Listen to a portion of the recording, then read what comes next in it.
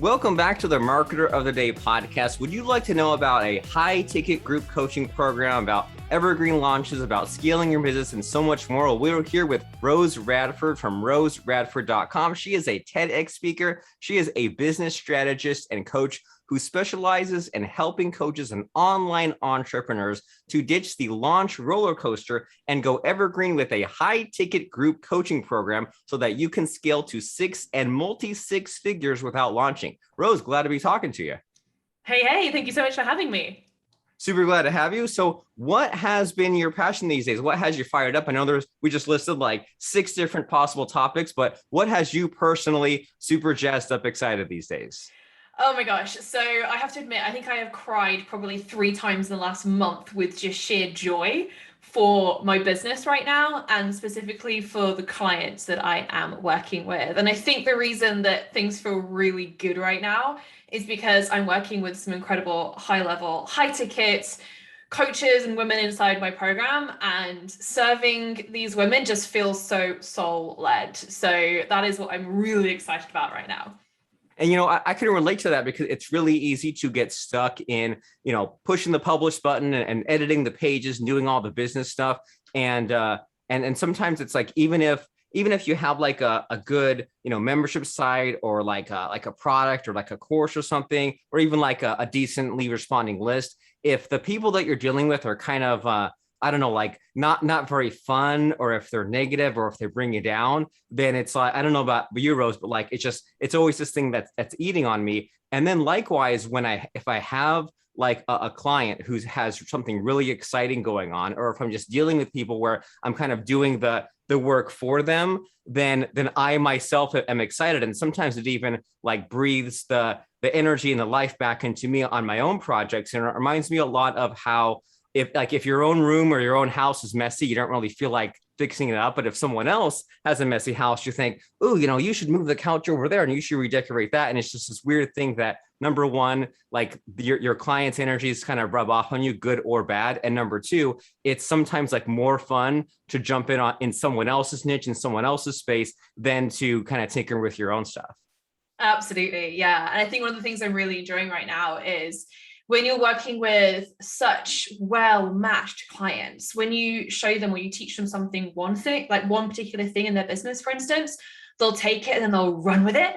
And then they'll come back to the calls next week and be like, Rose, this is what I did with that thing. And you're like, whoa, that's so cool. So just having people that are really committed to their own success and that you're working with them as clients, I think is just, it's next level fun, I think. And I imagine that maybe you yourself feel like a Thomas Edison or someone, right? Like you say, you should have a pop-up here, you should have an awesome page there. And it's this really simple idea to you and me that we might see everywhere we go. But for them, in their space and what they have going on, it's like, it's simple for you, but it's like, it's game changing for them. So like, can you give us more details about these coaches that you're helping, or like anyone right now that it really stands out for you as far as like a fun story, or some of these amazing things that you're telling them to do and they go do and they really impress you? Oh, absolutely. Yeah. So the sort of people that I tend to work with are what I call roller coaster coaches when they come to me. And the reason they're roller coaster coaches is because they've been doing launches in their business so far. They've been in business for a couple of years, typically. They've been doing these challenge launches, masterclass launches, all the types of launches you could possibly imagine. And they've likely been creating success with them to a certain degree. And they've just got to a point where they're thinking, do you know what? I don't want to be doing all these launches all the time anymore.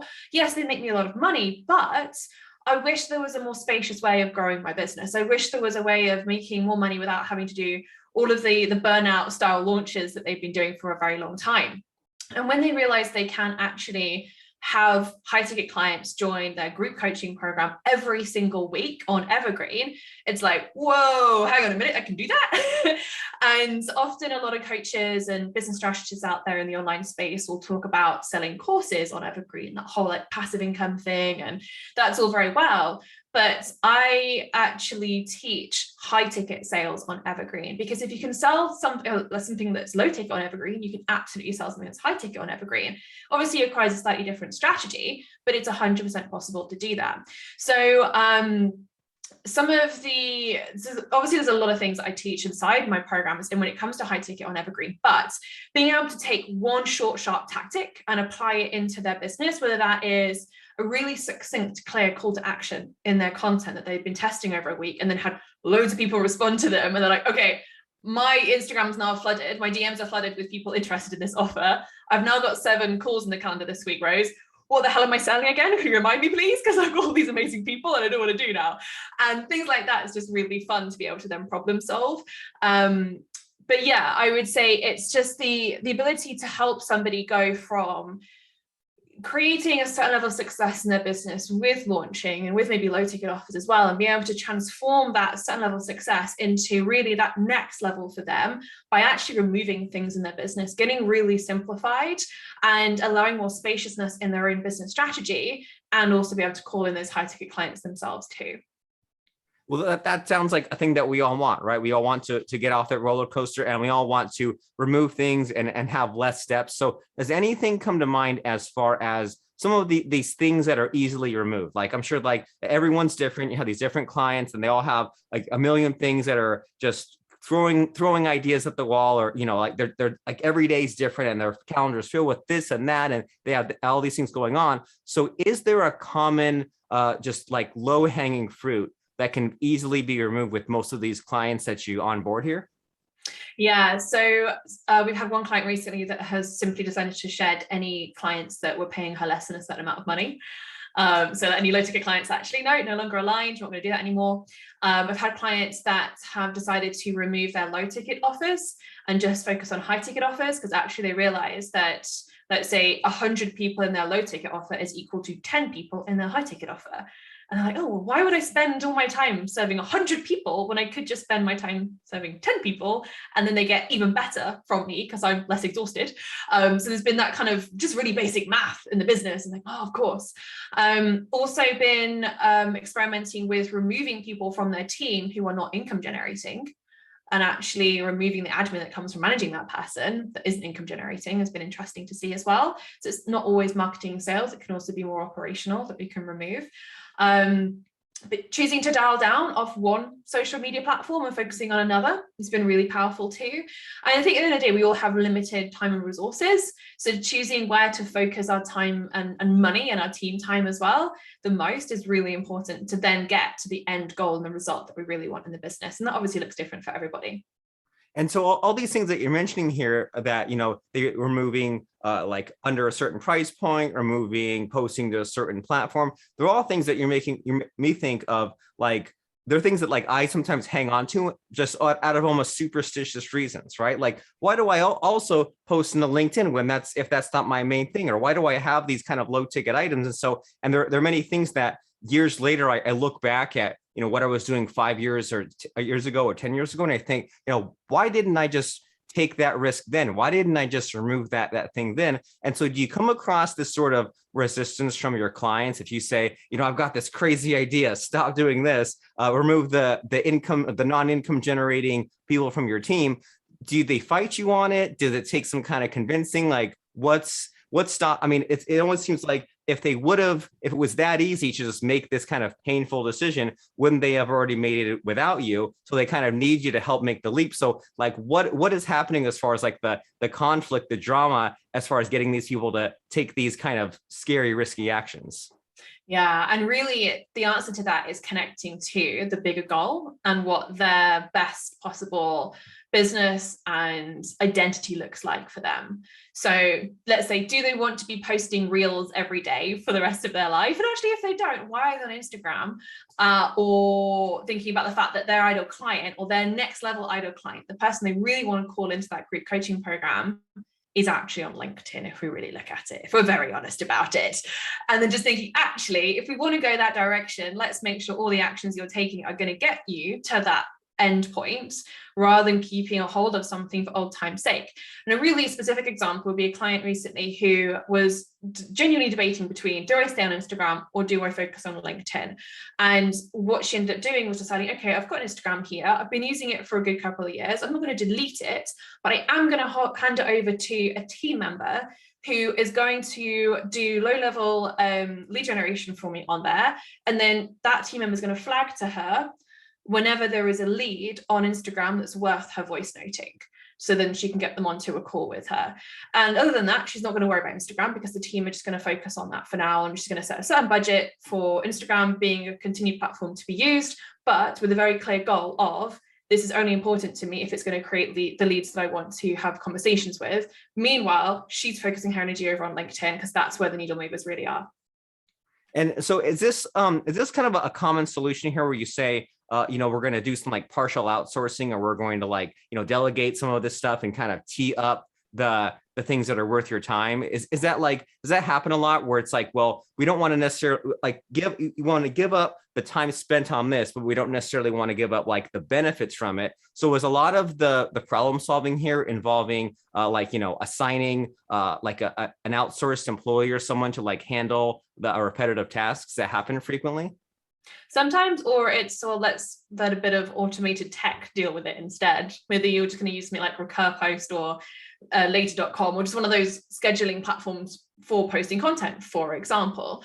So yeah, sometimes it's a team solution, sometimes it's a delete solution, sometimes it's a hand over to the tech solution, but it really depends. Okay, well, fair enough. But in general, it seems like it's just like a lot of it seems to be like a reorganization problem, right? And going back to the beginning where it seemed like we were talking about a lot of things are done out of chaos or for old time's sake, or this is the way it's been happening, or these are just the time wasters that have crept into my week. And you say, well, this can go, this can be technology, this can be someone else that you pay a little bit of money to do. So it's kind of like move around the pieces on the board. And so that next leads me to wondering, well, what are the difficulties in getting from point A to point B? Because it's easy enough to say your business is a mess. Here's a better goal. Here's what you need to get to that goal. But then along the way, there might be like some kind of difficulties or struggles in getting the new traffic to work or getting the new kind of, customer flow to work. So do you have any fun stories like that where things didn't quite go as expected? You had to panic and readjust? So I think the most relevant story here would be around when clients come to me and they want to ditch the launch roller coaster and go evergreen with their high ticket group coaching program. And often that group coaching program is a new offer for them as well. They may have had a low ticket thing, they may have done one-on-one a lot, things like that. But it's a new offer too. And the immediate mindset switch I get them to make is, instead of thinking about your launch as this is going to be a 6-figure launch, or I want to make 50 grand on this launch, and it be one of those exercises where you spend a couple of months creating assets to go into that launch with, whether it's emails or slides or videos and all that kind of stuff that you're creating. And instead of knowing you're just going to use that for that launch and then maybe use it again next year, who knows? Instead, go in with a mindset of you are building $1 million asset in your evergreen funnel, and you're also building $1 million asset in your group coaching program and the curriculum and the way you're crafting that program. Because that evergreen funnel will deliver $1 million to you if you design it well over the next couple of years. And then that program will deliver on that $1 million of value you just sold. So let's look at it from that perspective. And that might mean that you need to do a couple of live funnel tests, is what I call them when you're beginning to go evergreen.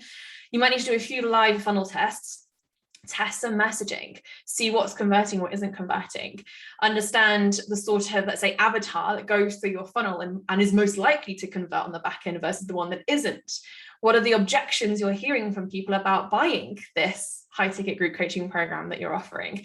And so I've had a number of clients that have done a live funnel test, learnt all the lessons they needed to learn to then go and do another live funnel test and then begin to see results from there. So I think instead of thinking about a launch as something where you've got to make all your money in one go, the beauty of going evergreen allows you to really hone your messaging, to hone your conversion ability, to hone the offer that you're putting out there, so that it might be a very slow start to begin with. You might spend a couple of months really mastering it. And then after that, the growth becomes month on month, because you've got your messaging sorted, you got your funnel going, it's pumping out the right people onto your calls or into your DMs on the back end. And then obviously they're converting. So you've got all the messaging going really well all the way through, laced all the way through the offer and the funnel in a really consistent way. And then you've got your $1 million assets going. It's a really beautiful space to be in. However, most people will give up 5 minutes before the miracle, because they'll be like, oh, nobody converted on that masterclass, or nobody converted on my sales page, so it must be crap. I'm just going to give up, I'm going to try something different. And actually what they need to do is take the feedback, make a tweak, and go again.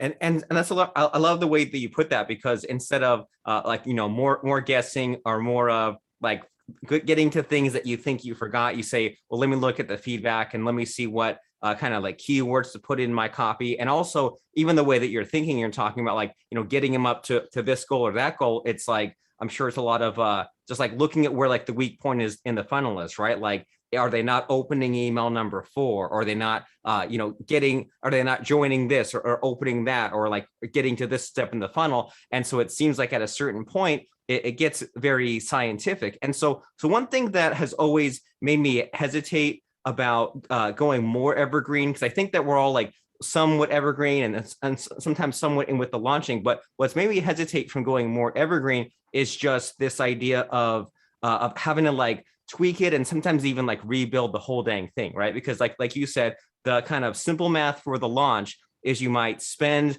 a bunch of months out of the year just to lead it to one day, and then you're kind of taking a gamble and you're hoping that the launch works, and then you might save some of the materials for the same launch next year or something similar, but it always seems to be revolving around all this months, or all these years worth of work for maybe like a week or two in the launch. And then so as far as the evergreen process here, I mean, if once you get this funnel set up and all these assets in place and things like that, I mean, like, is your mindset more of like after like 3 or 4 years, it's time to really do a major overhaul? Or is it like every couple of months, let's make sure to like really like improve these things before they become problems? Or like kind of what's the kind of ongoing like maintenance time management in your eyes with the evergreen versus the launching? Yeah, so I check in on my stats every week, and I will have a look at conversion rates throughout. The most important thing for me is actually profitability. So yeah, you can get really granular about email 4, as you said, or really granular with like the landing page conversion rates. And all of that is very, very valuable. However, the number I look at every single week is how much did I spend on ads? What was the revenue that I got back in return? And what was the profitability percentage on that? And when I focus on those numbers, of course, that's what grows the most. So in August, I spent $4,000 on ads, and I had a $200,000 month. And we very consistently spend between $3,000 and $4,000 a month on ads at the moment. We have done it for a few months now, and my revenue has grown month on month and month on month.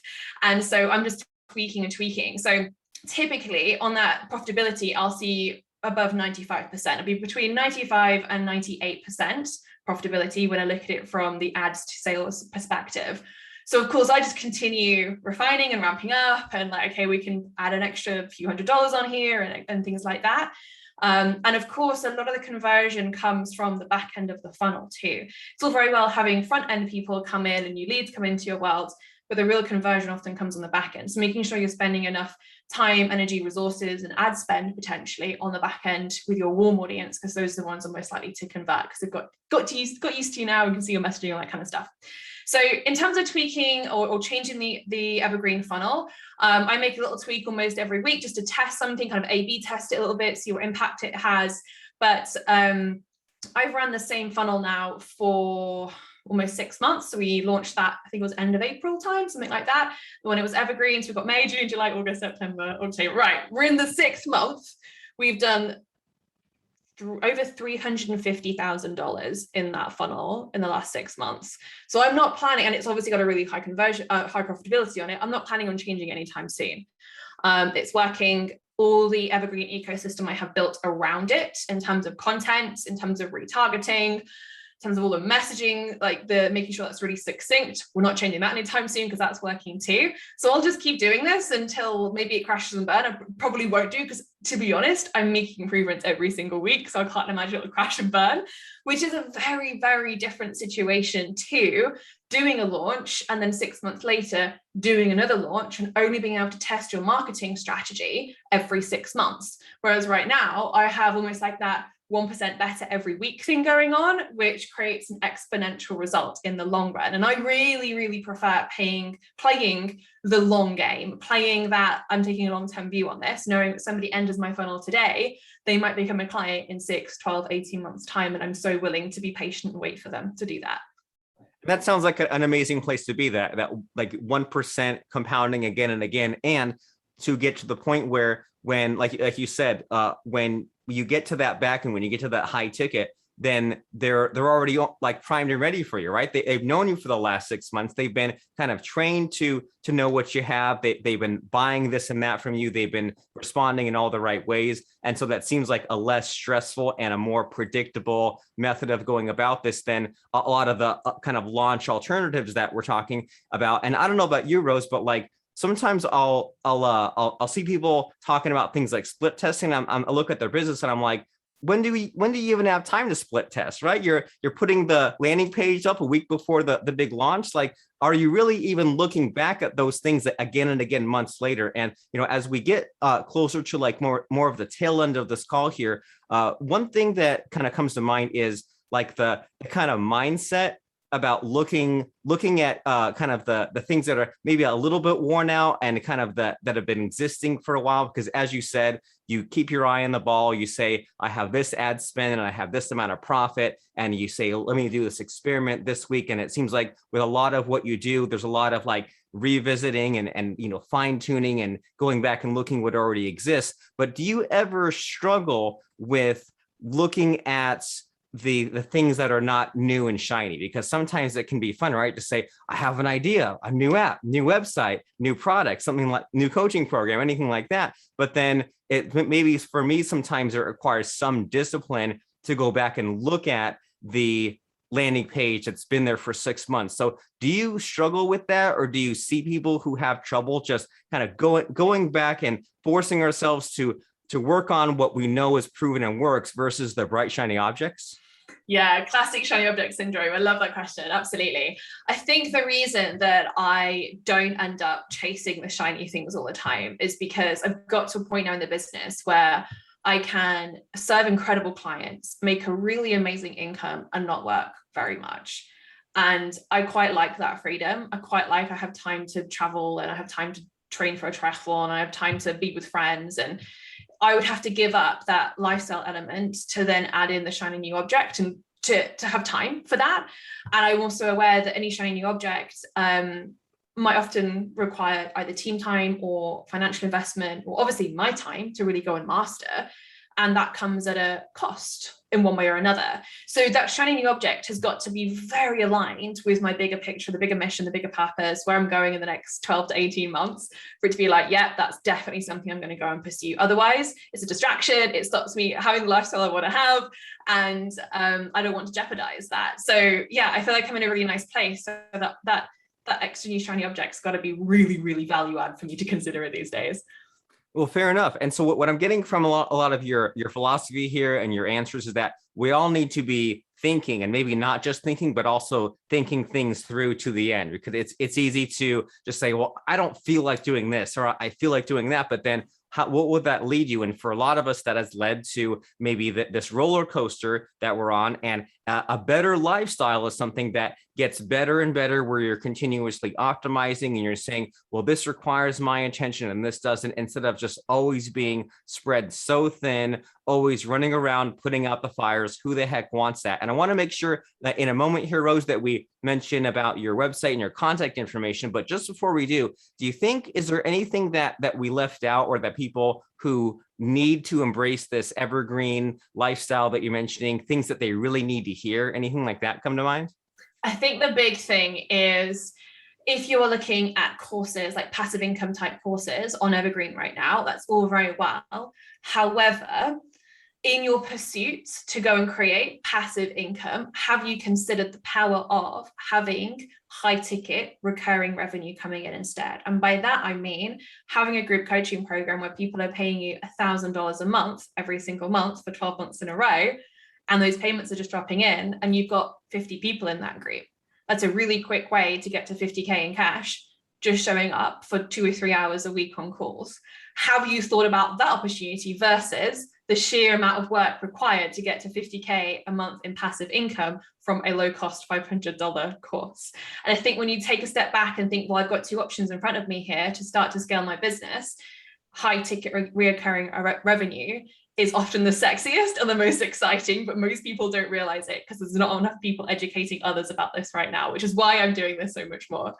Well, I'm glad that you are, because we need to be educated. And this sounds like there are so many possibilities that are unexplored that need to be explored. Like even like what you said, if you can get 1,000 people paying you every month for group coaching, get 50 of those. Why make it hard on yourself? That doesn't have to be so complicated. You don't always have to be chasing the webinars, the launches, the affiliates, the one-time offers, all these things. And maybe you can even apply them in more predictable, stable, repeatable ways. And that way it can just be a piece of your business that serves you forever and ever, which if you think about it, in this day and age of being able to, click a button and you set up some kind of service, you set up something on the cloud, or you get some kind of like landing page in place, you set it up and it sits there. Why would you be doing yourself the disservice of going to all this work and then in a few weeks or a few months, you have to tear it all down and then you have to gear it for the next launch and set it all back up? I mean, why do that? It sounds crazy. There has to be a better way. Rose Radford has the better way. So can you tell us, Rose, about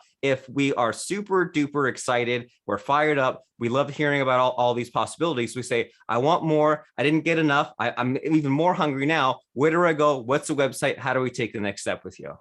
Okay, so the best place to start would be to come hang out with me on Instagram at I am Rose Radford. Drop me a DM and tell me that you came to me through this podcast, because I'd love to say hi to you. I'll drop you a voice note back.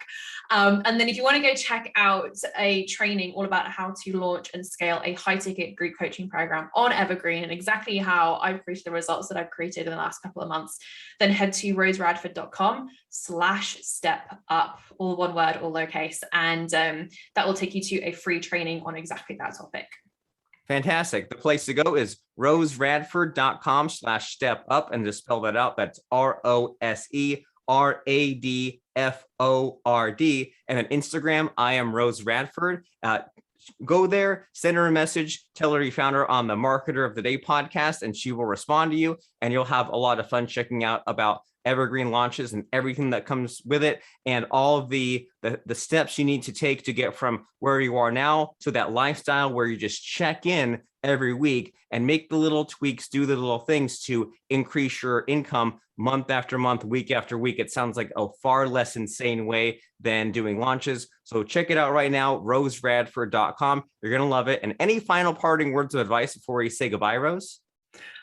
So if you feel called by listening to this, then please know there is a different way and that I've got answers for you. So if you've got questions, just drop me a message. I'm more than happy to answer them for you.